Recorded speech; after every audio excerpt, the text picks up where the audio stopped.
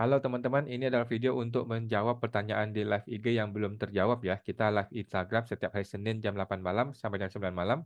Kalau yang belum terjawab akan kita jawab di video-video seperti sekarang ini. Oke, kita langsung mulai ya. Gua akan langsung share aja ke teman-teman supaya langsung lihat langsung ya. Google Chrome, share sound. Oke, jadi yang pertama yang belum dijawab adalah Bapak Andri Ho.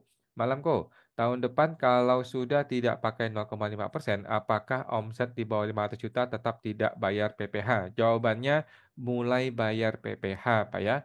Jadi batasan 500 juta tidak kena pajak hanya berlaku bagi orang pribadi yang sedang bisa memanfaatkan 0,5%. Kalau sudah tidak bisa pakai 0,5% PPh final, artinya kita ganti ke PPh non final itu sudah tidak berlaku yang 500 juta itu, teman-teman ya.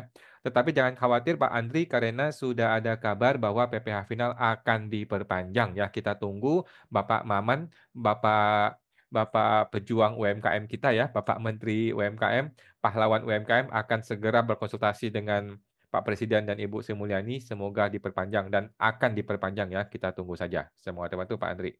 Ya, ada Bapak Andri Aho, kemudian ada Bapak JWXN, gaji pegawai di bawah PTKP tidak perlu dilaporkan. Jawabannya tetap perlu dilaporkan, tetap perlu dibikin bukti potongnya, tetapi nilai pajaknya nol. Begitu Bu ya. Jadi tetap harus bikin bukti potong setiap bulan untuk semua pegawai yang dapat gaji, tetapi untuk yang di bawah PTKP, bukti potong itu nilai pajaknya 0 rupiah. Begitu Pak ya. Semua terbantu.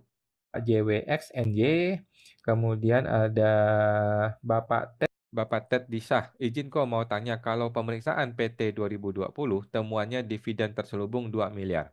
Nah, yang jadi pertanyaan, apakah dividen itu bisa atau tidak bisa kita akui di SPT tahunan pribadi? Jawabannya bisa dong. Jadi kalau ditemukan dividen, PT-nya mengakui dia membayar dividen, maka otomatis orang pribadinya pun bisa mengakui bahwa dia menerima dividen dan harta dia bisa bertambah. Seperti itu Pak ya, supaya kedua pihaknya adil. Semua teman tuh Pak Ted Disah. Ted Disah. Kemudian Bapak Henry Wijaya Kusuma, orang tua tidak punya MPWP, tapi punya deposito. Apakah deposito orang tua bisa saya masukkan ke harta saya? Jawabannya bisa ya. Dan ikut TA 2025? Jawabannya boleh.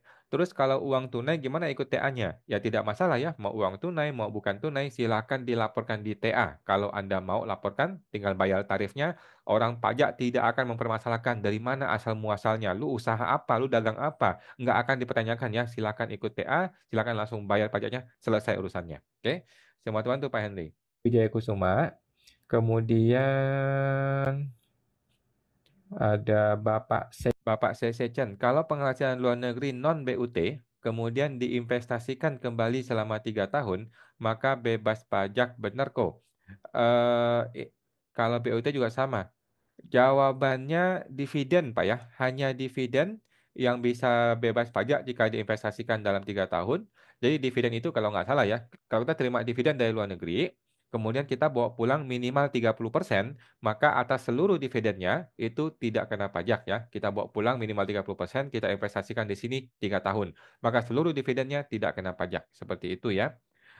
Ini bukan ngomongin BUT nggak BUT, ini adalah dividen, dividen dari sebuah perusahaan atau dari bursa efek di luar negeri, gitu ya.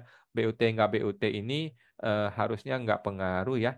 Kalau BUT kan dia ada di Indonesia, kalau non BUT dia di luar negeri sama aja lah, saya rasa ya. Intinya dia dividen, harus berupa dividen. Semua teman tuh Pak CC. CC Chen, kemudian ada Ibu Tan Lili, mohon info kok. Selama ini orang pribadi punya MPP pribadi dan juga punya CV. Tapi atas MPP CV tidak pernah dilaporkan di SPT tahunan orang pribadi. Apakah sudah benar seperti itu? SPT tahunan berjalan masing-masing? Jawabannya betul ya. Jadi SPT masing-masing itu berjalan masing-masing. MPP PT lapor SPT tahunan iya, MPP CV juga lapor SPT tahunan biasa. Oke? Nah, bagaimana hubungannya? SPT pribadi itu melaporkan satu buah harta yang namanya modal di CV. Oke, jadi modal di CV tersebut, di CV dilapor sebagai modalnya orang pribadi ini, di pribadi dia lapor sebagai harta, bahwa dia punya harta namanya modal di CV. Modal di CV adalah uang yang dia kirim kepada CV sebagai setoran modal atau mungkin barang, gitu ya. Semua teman tuh Pak Tan, Ibu Tan Lili. Lili, kemudian ada Bapak M. Dani Linux. Oh, orang tua mau hibahkan usaha kepada anak. Anak tahun depan akan punya MPWP. Apakah masih bisa pakai PPh final 0,5%?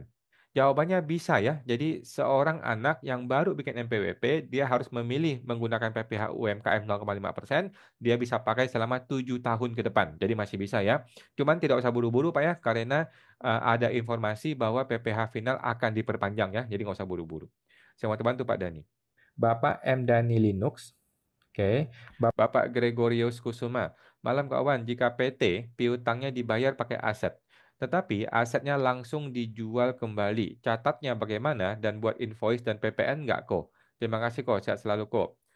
Nah, jadi kalau asetnya itu waktu dulunya dibelinya pakai faktur pajak masukan dan kita kreditkan, maka jualnya pun sebaiknya pakai PPN. Ya, nah, saya jualnya pakai PPN atau ketika penyerahan atas pembayaran piutang ini juga pakai PPN itu akan lebih aman. Nah, tetapi kalau ketika belinya itu tidak ada PPN-nya atau PPN masukan tidak dikreditkan, maka masih boleh diargumenkan supaya tidak kena PPN keluaran ketika kita jual sekarang atau kita kita alihkan sekarang sebagai pembayaran piutang. Gitu sih. Nah, gimana catatnya? Itu sama seperti biasa ya. Cara catatnya adalah piutangnya dikredit, kemudian eh eh pi- piutang piutang berarti kan asetnya di debit ya. Asetnya di debit, piutangnya di kredit, kemudian selisihnya adalah ada untung atau rugi. Gitu aja sih. Oke. Semua bantu Pak Gregorius Kusuma. Bapak Gregorius Kusuma. Kemudian Ibu Raini Kua, selamat Hari Guru kawan. Oh ya, Hari Guru ya. Kapan Hari Guru? Koko alias guru kami-kami juga nih. Oh, makasih, makasih Bu Raini. Saya guru ya. Thank you Bu Raini. Bapak Reni Kua. Kemudian Ibu Cynthia Lim, Pak Awan mau tanya usaha beras. Tahun ini habis MPWP anak masih 4 tahun, istri MPP masih 3 tahun. Menurut Pak Awan, bikin CV atau alihkan ke anak atau istri tetap bayar PPh final. Menurut saya sih, selama masih bisa menghindari bikin badan, mending tidak usah bikin badan. Tetap di pribadi saja. Tetapi kalau sudah tidak terhindarkan, barulah bikin CV atau PT atau PTP. Gitu ya. Jadi kalau Bapak berpikir ini masih bisa pakai PPh final dengan cara dibagi-bagi seperti itu, ya silakan diatur saja, masih boleh ya. By the way, ada informasi bahwa PPh final 0,5% akan diperpanjang ya dari pahlawan UMKM kita ya Bapak Maman akan sudah ngomong ke Sri Mulyani, semoga akan diperpanjang. Oke, semua teman-teman Bu Cynthia. Ibu Cynthia Lim. Kemudian Bapak Daniel Astan, malam Pak, apabila CV berhutang ke sekutu pasif, apakah sekutu pasif wajib menarik bunga dari hutang tersebut? Sebenarnya tidak perlu Pak ya, sebenarnya tidak perlu karena hutang pemegang saham yang wajib kena bunga itu hanya dalam rangka PT saja. Kalau CV rasa-rasanya tidak ya, jadi bebas saja. Semua tuh Pak Daniel. Bapak Daniel Astan. Kemudian Bapak Zindri 074. Misal KPR rumah 2010 dan lunas di 2024, belum masuk di SPT. Apakah boleh dimasukkan di SPT dan di tahun berapa perolehannya dan saya masukkan 2025 atau 2024? Jawaban saya adalah boleh ya, boleh dilaporkan sekarang di SPT 2024 ini. Kalau mau pembetulan ke 2023 juga boleh. Dilaporkan sebagai perolehan berapa? Dilaporkan sebagai perolehan 2010 ya. Oke, jadi ketika mulai kita melakukan KPR, itulah tahun perolehannya. Itulah tahun perolehan atas hartanya dan juga atas hutangnya. Oke, nanti hutangnya berarti kan sudah nol di 2024 ya, silakan saja dilaporkan.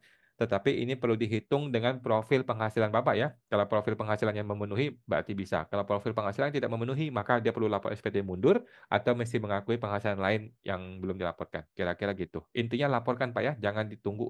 Jangan tunggu tahun depan. 2024 ini laporkan, bahkan kalau perlu SPT mundur untuk pembetulan. Saya mau bantu Pak Jindri. Bapak Zindri 074.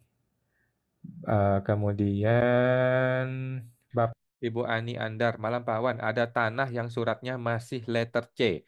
Tahun lalu sudah ikut PPS. Tahun ini dijual dan notaris di daerah saya tidak ada bayar pajak PPh karena masih letter C. Bagaimana nanti di SPT saya? Bermasalah tidak? Oke, jadi gini Bu.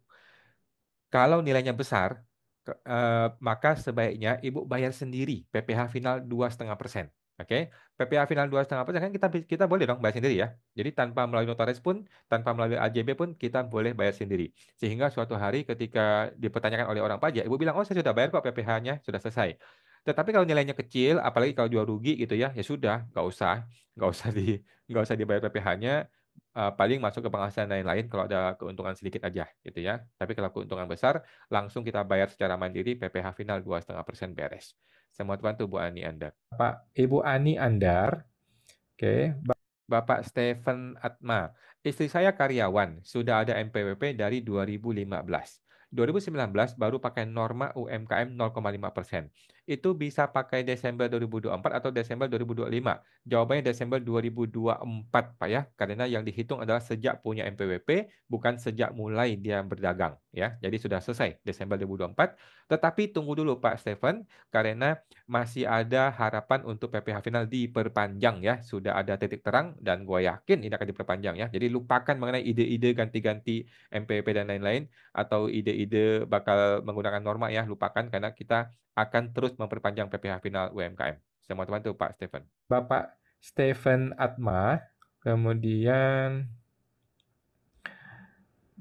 Bapak Devi Nur, kalau aset CVA berasal dari setoran modal pemilik, kemudian pemilik itu membuat CV baru dan asetnya masih tetap sama, gimana pemindahan aset dari CVA ke CVB? Pak Devi Nur. Oke, Oke, caranya adalah dari CVA itu dia tarik dahulu asetnya sebagai prefer ataupun tarikan modal, tarik dulu ke pribadi, baru dari pribadi setorkan kepada CV yang baru, gitu ya. Jadi tidak ada urusan antara CV ke CV. CV itu tarik ke pribadi dulu sebagai prefer atau penarikan modal, kemudian dari pribadi setorkan kepada CV baru sebagai setoran modal yang baru, gitu. Sama teman tuh Pak tadi. mohon maaf ya yang belum terjawab Bapak ya. Bapak Ahok, kemudian Bapak Mei, makasih kok sama-sama Bapak Wira. Gimana caranya biar AR nggak tanya-tanya transfer pricing kok? Nggak ada cara Pak ya, nggak ada cara. Karena AR punya mulut, dia punya kewenangan, dia punya hak untuk bertanya. Tugas kita adalah menjawab dengan baik dan benar dan apa adanya. Udah gitu aja Pak ya, nggak usah pusing. Kita tidak perlu berusaha mengendalikan si AR, nggak usah. Memang tugas dia untuk cari-cari kesalahan kita ya. Kita nggak perlu berusaha mengkondisikan supaya AR itu tidak macam-macam sama kita. Memang tugas dia untuk macam-macam sama kita, gitu ya. Jadi tugas kita adalah bertahan dan mempersiapkan diri apabila kita diserang. Gitu aja ya. Tidak perlu mengkondisikan orang lain mau gimana sesuai kemauan kita, nggak perlu. Terserah dia, dia punya mulut, dia mau ngomong, mau tanya, suka-suka dia. Terima teman tuh Pak Wira. Bapak Mei, Bapak Wira 0243. Kemudian Bapak Ahok, apa konsekuensinya kalau UMKM omsetnya di atas 4,8 M, tapi pakai 0,5%? Apa sanksinya? Dengannya berapa? Oke, yang pertama adalah sanksi PPN ya. PPN itu nanti kena 2,2% Undang-Undang Cipta Kerja dikalikan dengan nilai omset yang melebihi 4,8 M.